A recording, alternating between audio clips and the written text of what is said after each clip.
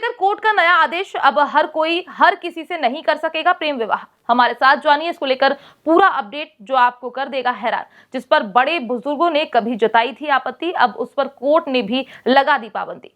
अब अगर आप भी प्रेम विवाह करने के चक्कर में हैं तो सावधान हो जाइए, क्योंकि अब इसको लेकर अभी हाल ही में कोर्ट ने बड़ा आदेश जारी कर दिया है, जिसके तहत अब कोई चाहकर भी सपिंड विवाह नहीं कर पाएगा।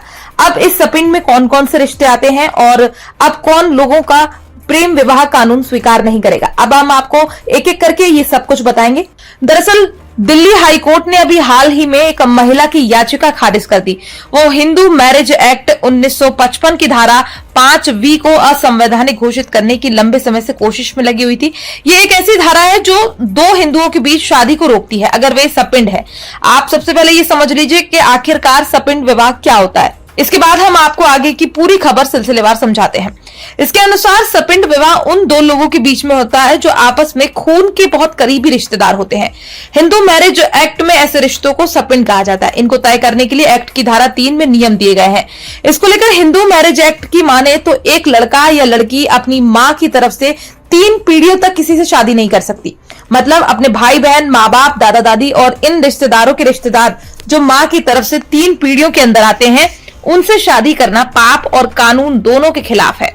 बाप की तरफ से ये पाबंदी 5 पीढ़ियों तक लागू हो जाती है, यानी आप अपने दादा, परदादा आदि जैसे दूर के पूर्वजों के रिश्तेदारों से भी शादी नहीं कर सकते या सकती है। ये सब इसलिए क्योंकि बहुत करीबी रिश्तेदारों के बीच शादी से शारीरिक और मानसिक समस्याएं पैदा हो सकती हैं। हालांकि कुछ खास समुदायों में अपने मामा, मौसी या चाचा, चाची से शादी करने का रिवाज होता है। ऐसे में एक्ट के तहत उस शादी को मान्यता दी जा सकती है। तो वहीं पिता की तरफ से ये शादी को रोकने वाली पाबंदी परदादा, परनाना की पीढ़ी तक या उससे 5 पीढ़ी पहले तक के पूर्वजों के रिश्तेदारों तक जाती है।